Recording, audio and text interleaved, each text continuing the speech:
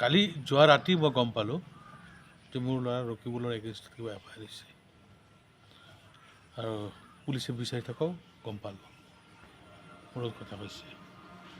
তাৰপিছত মই অলপ তদন্ত কৰি চালোঁ, সোধ-পোছ কৰি চালোঁ যে আমনিৰ ইব্ৰাহিম আলী বুলি নামৰ এজন ল'ৰা আছে। সি মোৰ ল'ৰা ৰকিবুলৰ পৰা ৮০,০০০ টকা ধাৰ লৈ গৈছিলে তাৰ বিয়াৰ সময়ত, আৰু সেই ৮০,০০০ টকাৰ বহুদিন পিছত ৫০,০০০ টকা অনলাইনত পে'মেণ্ট কৰি দিলে আৰু ৩০,০০০ টকা তাৰ পাবলৈ আছে।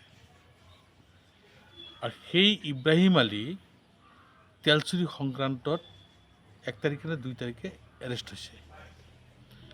তাৰপিছত তাৰ মোবাইলত অনলাইন পে'মেণ্ট মোৰ ল'ৰাৰ তাত দিয়া দেখা পাইছে, সিও কৈছে দিছে বুলি।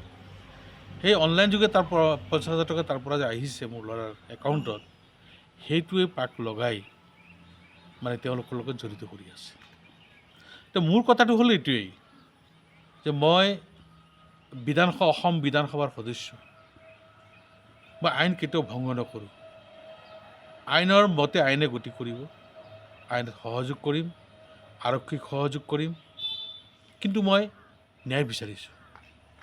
যদি মোৰ ল'ৰা দোষী হয় শাস্তি পাক, কোনো কথা নাই, কিন্তু ৰাজনৈতিকভাৱে যাতে মেৰ পাছত পেলাই মানে অপৰাধী সজোৱা নহয়, তাৰ বাবে মই গোটেই পক্ষক মই এটা অনুৰোধ জনাইছোঁ। পবিত্ৰ মাৰ্কেট এটা